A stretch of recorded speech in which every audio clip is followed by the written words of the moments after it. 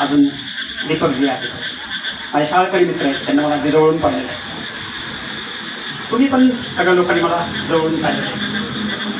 अगदी काही लोकांना तर चड्डीत पाहिलं असेल मला, बिलकुल काही ना बिना चड्डीचं पण पाहिलं असेल. इतके पण माझ्या प्रेम करणारे लोक आहेत.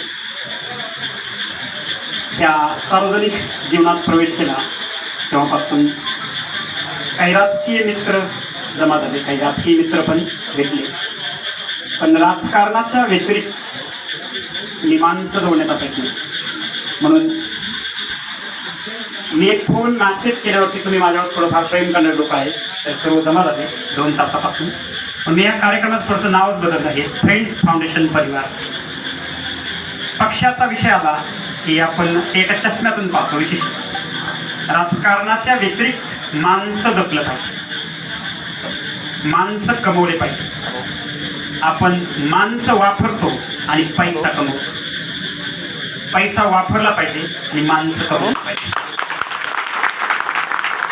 मला अनेक मित्रांनी सल्ले दिले राजकारणामध्ये फिरताना ना 2 पैसे पण कमवा. बोला ना.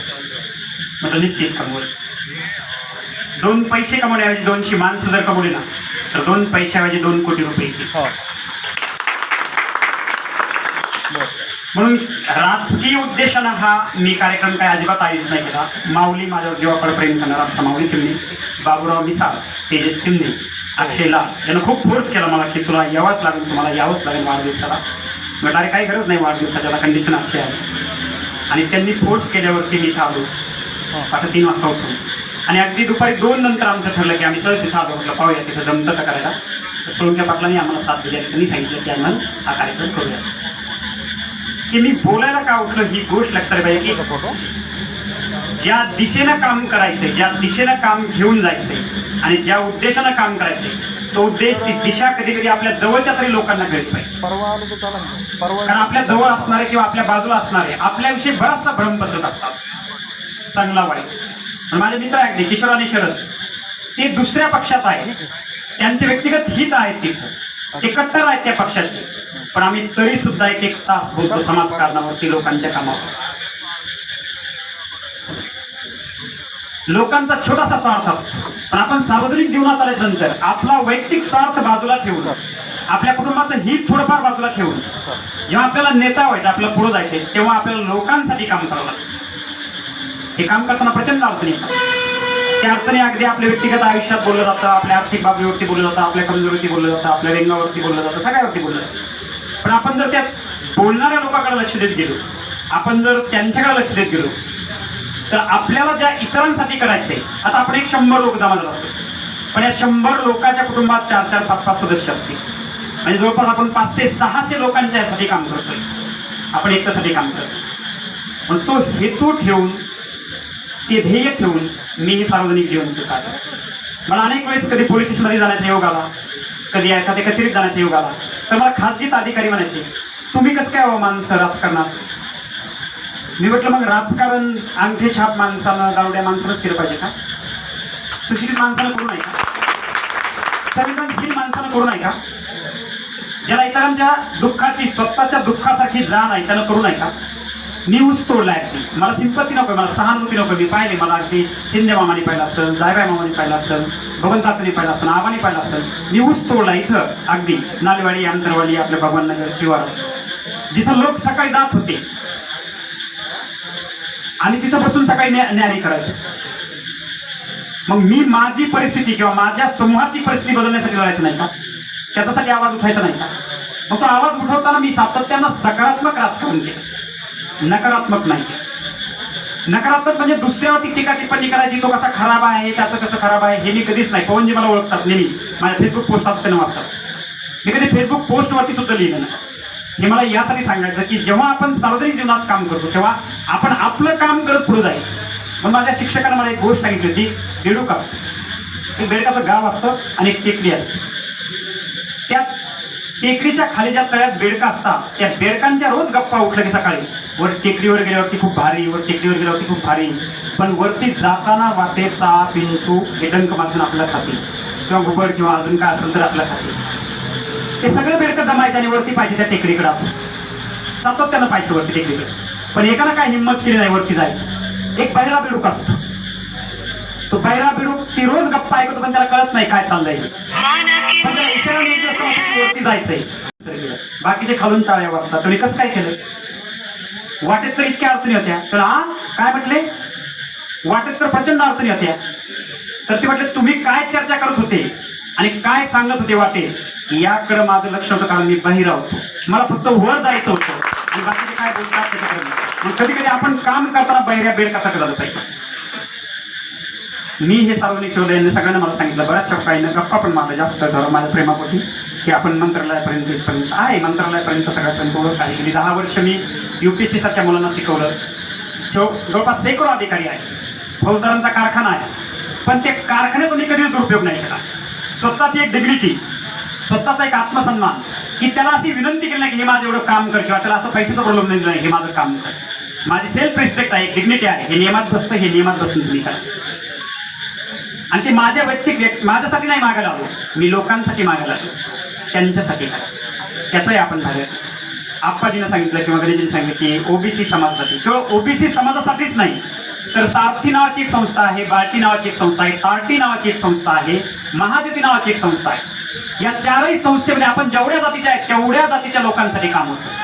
त्या सर्व जातीच्या लोकांसाठी मी काम केलं. त्या सर्व जातीच्या विद्यार्थ्यांसाठी काम केलंय. अगदी आज ज्या ठिकाणी काम करतोय, माझ्याकडे एक पैठणमधील सदग्रस्त आले होते. त्यांच्या मुलाला बोन मॅरो आहे, 6 वर्षाचा मुलगा. 28 लाख रुपये खर्च सांगितला. आपल्या गावातील शिंदे कुटुंब आहे, नावी समाजाचे, त्यांच्या नातेवाईक आहेत पैठणमधून आले. 28 लाख रुपये खर्च. मी म्हटलं चहा सुद्धा कुणाला पाजायचं नाही. 28 लाखापैकी 25 लाख मुख्यमंत्री साहेबांनी मिळून देणार म्हणजे तुमचा चहा सुद्धा. हे तुमच्या हक्काचे पैसे आहेत. फक्त तुमच्यापर्यंत सूचना येत नाही, तुमच्यापर्यंत माहिती येत नाही. काही लोक आकाशात पोटी माझ्यापर्यंत येत नाही की मी एका विशिष्ट पक्षाचं काम करतो. पक्ष आपल्यामुळे असतो, पक्षामुळे आपण नसतो. आपण कार्यकर्ते म्हणून पक्ष आहे, पक्षामुळे आपण नाही. फक्त आपण एका विचारधारेत एका साच्यात स्वतःला बसवतो आणि त्या अँगलनं काम करतो. अगदी आप्पाजींनी सांगितल्याप्रमाणे बोन मॅरोचे 2 पेशंट झाले. पंतप्रधान वैद्यकीय सहायता निधी, मुख्यमंत्री वैद्यकीय सहायता निधी.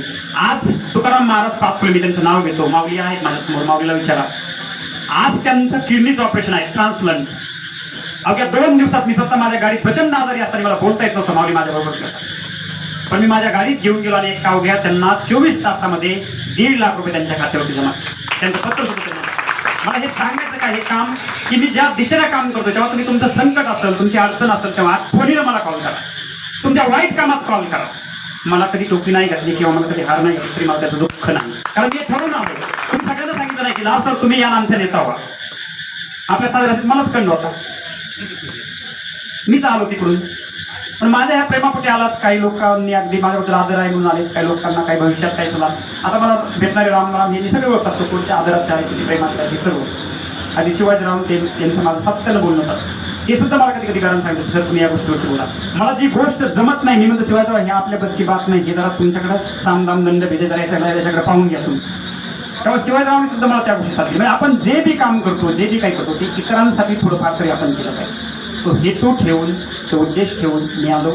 माऊलीजीनं मला संधी दिली, बाबूरावनं मला संधी दिली, तेजस्वीनं संधी दिली, अक्षयनं मला म्हटले की या कार्यक्रम करायचा. आमचा योगेश पण आहे, विशाल पण आहे, दीपक पण आहे, नारायण आबा आहे, सुळेमामा आहे, साठे सरपंच आले, पवन झाले, आनंद मुंडे आमचे पत्रकार होते. म्हटले सर पोलिसांना बोलू का? म्हटलं आपलं पोलिसांचं काहीच जमत नाही, कारण आपलं नंबर 1चं काहीच नाही, त्यामुळे जमायचं काय कारण आहे. आपण त्यांच्यावर बाब मारू. आपलं काही गुतलं तर मग आपण साहेब साहेब म्हणून, आपलं गुततच नाही अनंतराव, त्याच्यामुळे आपण त्यांच्यावरती जायचं. आणि ज्यांचं कुणाचं गुतन त्याच्यामुळे 6 महिन्यात एक काम सांगतो साहेब, तेवढं होत नाही का आमच्या त्यानं. त्याच्यामुळे ते निश्चित. आणि त्याच्या व्यतिरिक्त मला जर रेटला आमचे शिवाजीराव आहेत ते सगळं कानं काढायला. म्हणून मी त्यांना सांगत असतो की तुम्ही हे काय मला रिटत नाही, तुम्ही याच्याकडे निश्चित करा. म्हणजे आम्ही आतून काही ना काही सगळे कनेक्ट आहेत. आज इथं आल्याच्या नंतर तर लक्षात आलं असेल की अगदी जयराम जे आहे, मी सांगितलं जयरामजी पाऊस फुस असला तरी आज यावाच लागतं. जयरामजी म्हटलं आज तर धमकून आम्हाला बोलला की महामंत्र घेऊन आले. आणि सीताराम तात्या आहे, दत्ता काका आहेत, दत्ता काकांना आवाज देतो की नाही माहित नाही, पण त्यांचाही माझं नेहमी पोस्ट असतं. माझ्या पोस्टला हळूच लाईक करत असतात. त्यांना आवडल्यावरती बिलकुल म्हणतात की मला आवडली काका पोस्ट, आणि तुम्ही लाईक केल्यावरती मला अजून प्रोत्साहन मिळतं. पण तुमच्या सगळ्यांचं प्रेम असंच राहू द्या. तुमच्या सर्वांचे आशीर्वाद असंच राहू द्या. निश्चित मी काही ना काही चांगलं काम करण्याचा प्रयत्न करेन. काही खूप चांगले स्वप्न घेऊन आलो त्याची मी काही प्रचिती दिल्या आहेत. अगदी गणेशजीने सांगितलं तसं झाडांचं असेल, विद्यार्थ्यांना बूट वाटण्याचं असेल, विद्यार्थ्यांना मदत असेल, कुणाचं अंतराळाचं काम असेल, कुणाचं पोलीस स्टेशनचं असेल, तहसीलमधलं असेल, अगदी चांगलं करण्याच्या हेतून सुद्धा आधी संस्कारापासून सुद्धा गोष्टी बोललेलो आहे. बाकी जे तुम्हाला योग्य वाटत नाही ते सगळं घ्या. तुमचं प्रेम आशीर्वाद असंच राहू द्या. आणि निश्चित हे सगळं प्रेम आशीर्वाद काहीतरी चांगली क्रांती, काहीतरी चांगलं करण्याची मला संधी देईल. आमचे मित्र राम ठाकूर यांना पण वेळात वेळ काढून अगदी बऱ्याच वेळापासून होते, तेही प्रहार संघटनेचे. त्यांचं माझंही बोलणं झालं ते म्हणजे प्रहार संघटना म्हटलं मी कुठल्याही संघटनेत पक्षात असलो तरी तुमच्या सगळ्यांचा मित्र आहे. त्यामुळे प्रहार आहे, राष्ट्रवादी आहे, शिवसेना आहे, शेतकरी संघटना आहे, अगदी शिंदे गटाचे भविष्य म्हणणं असणार आहे, शिवाजीराव पण आहे, पण त्यामुळे सगळ्या पक्षाचे संघटना, त्यामुळे त्याला असं काही राजकीय कारण द्यायचं काही कारण नाही. आता काहींना आकाश असं तो त्यांचा भाग आहे, आपण आपलं काम करायचं. आमचे किशोरजींना एक दिवस मी म्हटलं ते स्मारकाचं काम चालू आहे, तर ती पोस्ट टाकल्यावरती किशोरजींना मुंग्या लागल्या. ते म्हटले आता देवास लागण्याचा आपल्याला रस्त्यात पुढं भेटल्यावर निश्चित गावठी प्रसाद भेटल्याशिवाय राहणार नाही दुसऱ्या दिवशीच. बाकी ते म्हटले बाबा कुणाला सांगू नको एवढं काम करून. मी आत्ता सांगतो की त्यांना सुद्धा मला आमदारातून चांगल्या पद्धतीनं मदत केलेली. याचा अर्थ राजकीय मी आता सांगणार नाही, पण माझ्या कामासाठी मदत केलेली. त्याचबरोबर त्यांचे सुद्धा मनपूर्वक आभार. आलेल्या सर्व माझ्या मित्रमंडळीचे मनपूर्वक आभार. आणि तुम्ही मला थोडा वेळ दिला, माझ्यासाठी एवढं अरेंज केलं त्यासाठी तुमचे परत एकदा आभार. आणि सर्वांना विनंती, यातला एकही व्यक्ती जेवल्याशिवाय जाऊ नका. ही एवढी संधी आहे तुमच्या मुखात घाल घालण्याची, ही संधी द्या सर्वांनी.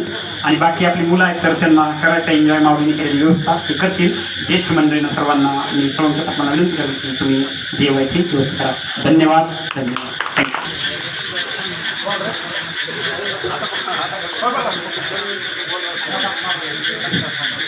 या ठिकाणी दत्ताजी सानप या ठिकाणी आपले 2 शब्द व्यक्त करतील.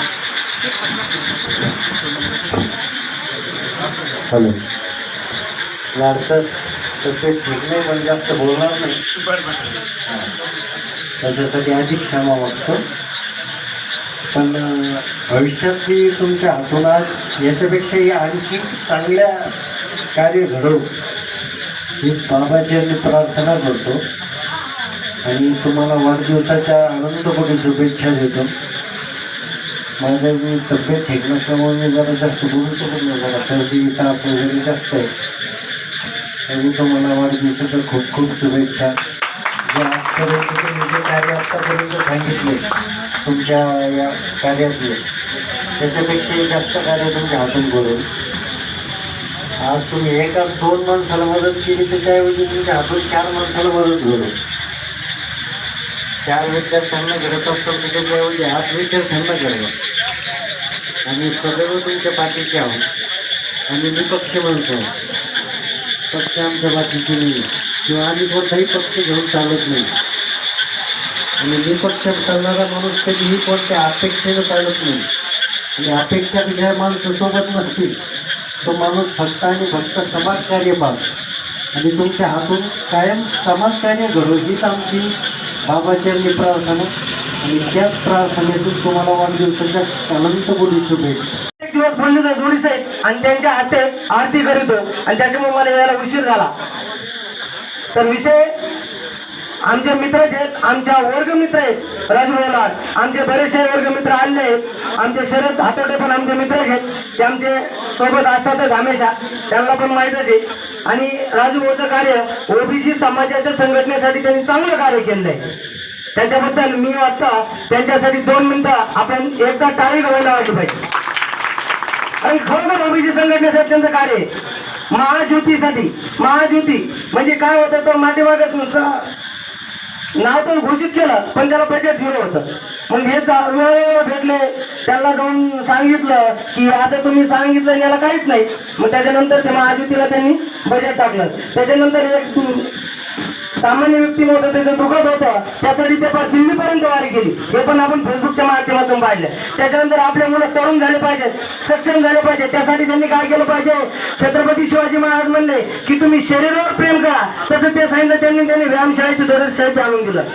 त्याच्यानंतर त्यांनी काय केलं, आपले झाले मुलं नाही, माझा मुलगा राष्ट्रीय पातळीपर्यंत गेला पाहिजे. मग शिक्षणातून जरी कमी असला एखाद्या गोष्टीत तरी त्याचं मन असं मजबूत करून, शरीर मजबूत करून, राष्ट्रसेवा म्हणजे कोणती आपली आर्मी, त्याच्यासाठी त्यांनी काय केलं, फुटा वाढले पहा आणि तुम्ही लढा आणि आपल्या गावाचं, आपल्या तालुक्याचं, आपल्या जिल्ह्याचं नाव मोठं करा.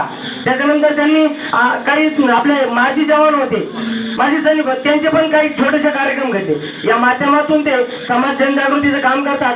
राजकारणावर मी बोलणार का नाही, कारण की राजकारण हा माझा विषय नाही, कारण मी समाजसेवा करणारा कार्यकर्ता आहे आणि हिंदूचं संघटन करणं माझ्या छत्रपतींचं जे कार्य आहे. छत्रपतीने 1645 साली राजे स्वराज्यावर शपथ खाल्ली की हे हिंदवी स्वराज्य आहे, ही श्रींची इच्छा, पण मी त्याच्यात थोडासा वेगळं करतो, हे हिंदवी स्वराज्य आहे ही छत्रपतीची इच्छा आहे असं माझं मत आहे. त्याच्यामुळे जरी आज आपल्याला वाटत असलं की स्वातंत्र्य झाले, मित्रांनो स्वातंत्र्य जर झालं असलं तर हिंदूवर अन्याय करणारा कोणताही पक्ष असू द्या तो जितकं इतर धर्माविषयी ते लोक सक्षम होतात तशा हिंदू धर्मावर अन्याय झाला. माझ्या हिंदूच्या काल एक मुलगी मारली, जाळून मारली, तरी अजून पुढे फरक आलेला नाही. मित्रांनो हे हिंदू मधलं संघटन छत्रपती शिवाजी महाराजांनी जर विचार केला असता की नाही जाऊ द्या माझा बाप मोठा राजे येतं, आम्ही आमच्यामुळे राजे घराण्यात आम्हाला काय गरज याची, असं जर विचार केला असतं तर बाकीचे होतेच. आपण तर पाहिलेत मोठमोठे मोहिते होते, त्यावेळेस शिर्के होते, त्यावेळेस घोरपडे होते, मोठमोठे सरदार होते, पण ते कोणाचे गुलाम होते, कोणाचे गुलाम होते, ते औरंगजेबाचे गुलाम होते. तर आपले छत्रपती शिवाजी महाराजांना नाही, जिजाऊ माते म्हणल्या माझ्या या मंदिरावर कळस आणि आपल्या या धर्मासाठी तुला कार्य करावं लागेल. आणि छत्रपती शिवाजी महाराजांनी ते कार्य केलं आणि ते कार्य काही प्रमाणात त्यांनी जरी केलं असलं तरी आपल्याला ते राहिलेलं कार्य पूर्ण करायचंय. मित्रांनो मी शेवटचे दोनच शब्द सांगतो मी तुम्हाला. जे काय रंजले गांजले त्याची म्हणे जे आपुले, हा विषय त्यासाठी ते आपले आहेत, त्यांना आपले म्हणायचे शिका.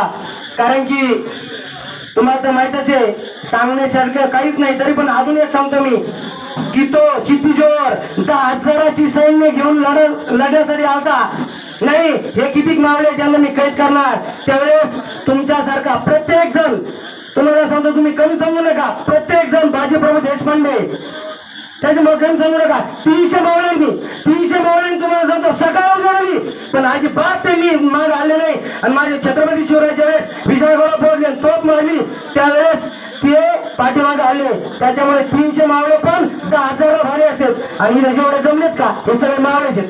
त्याच्यामुळे बाकीचे जर राहिले असते घरी त्यांच्यासाठी हे तितकेच भारी येतात, त्याच्यामुळे कमी समजू नका. आणि राजू भाऊ तुम्ही अगदी समाजकार्य करीत राहा, कारण की हे खंबीर साध्याने इतके असले तरी माझ्या घरामध्ये मी तुम्हाला सांगतो आम्ही सख्खे चुलत 32 भाऊ येतं, 22 भाऊ येतं आणि 9 बहिणी येतात, म्हणजे त्यांच्या वतीने मी आलोय, समजा असे किती आहे तिथं. त्याच्यामुळे कमी कोणीच नका सांगतो. आपण समाजकार्य करीत राहा, तुमची नोंद वेगवेगळ्या ठिकाणी होतच राहते. आणि मी माझ्या वाणीला विराम देतो. जय हिंद, जय महाराष्ट्र.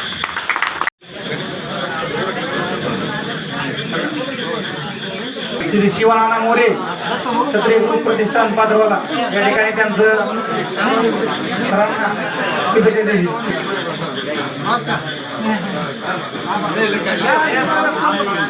एक एक करून सर्वांनी समोर येत आहे. लाड सरांना शुभेच्छा देणार.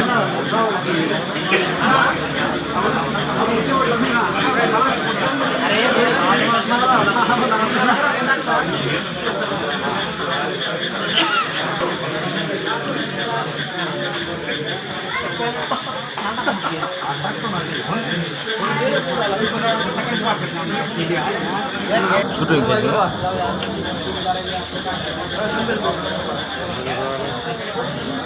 फोटो लावला तो काळा दिसायला नाही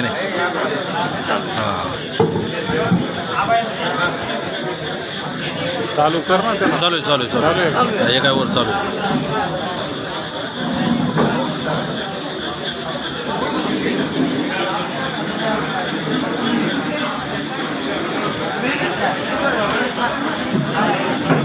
आपले कोणी घेतले बोल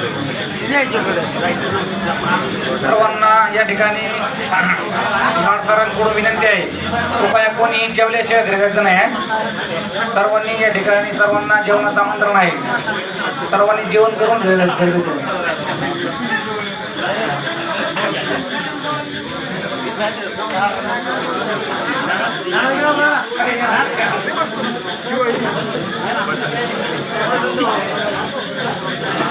हॅलो हॅलो हॅलो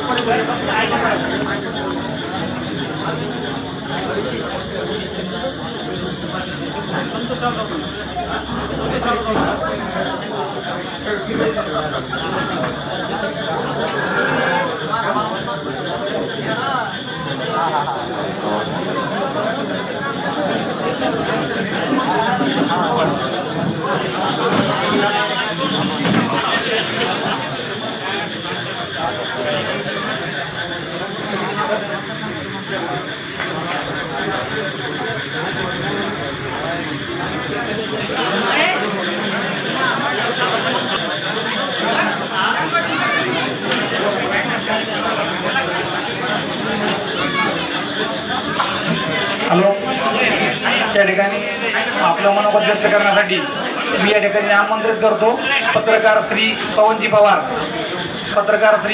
यांनी या ठिकाणी दोन शब्द बोलवतो. आणि सर लोकांच्या कामाला धावून जाणे अशी सरचं काम आहे. तेवढेच माझे दोन होतो समजून. त्याच्यानंतर गोंदेवाडीचे धारावीचे पत्रकार श्री सकारामजी घोडके यांना मी विनंती करतो की यांनी या ठिकाणी दोन शब्द बोलवा. मनपूर्वक अशा शुभेच्छा देतो. तर प्रत्येक वेळी कुठलीही आम्हाला अडचण आली तर कॉल केल्याच्या नंतर म्हणजे एक कॉल मॅटर सॉल्व असं सरचं काम असतं. त्यामुळं त्यांना मी आमच्या सर्व सैनिकांनी जय महाराज आणि हार्दिक शुभेच्छा देतो. खरं तर राजकारणामध्येच नव्हे तर सामाजिक क्षेत्रामध्ये सुद्धा एक अनोखी छाप त्यांनी पाडलेली आहे. काही रुग्णांचं काम असेल किंवा काही तरुणांची स्पर्धा परीक्षाचं काम असेल त्यामध्ये ते नेहमी जागेसर राहिलेले. आणि आपल्यासाठी एक अति महत्त्वपूर्ण गोष्ट ही आहे की आपल्या भागातला एक व्यक्ती मंत्रालयामध्ये एक अनोखी छाप पाडतो ही आपल्यासाठी आणि त्यांच्यासाठी सुद्धा एक अभिमानास्पद गोष्ट आहे. आणि या ठिकाणी म्हणजे लाडकारणा तर सगळ्याच वेळामध्ये झालेलं आहे. आणि म्हणून या ठिकाणी वाढदिवसाच्या निमित्तानं आपल्या भागातील कुठल्याही व्यक्तीचं काम मंत्रालयात किंवा कुठल्याही विभागात असू द्या लाड सराच्या माध्यमातून ते निश्चितपणे आपल्याला त्या ठिकाणी काम करून घेता येणार आहे. म्हणून रुग्णसेवेचं असेल किंवा स्पर्धा परीक्षेच्या माध्यमात कुठल्या तरुणांचं काम असेल आपल्याला लाड सरांच्या मदतीने ते कर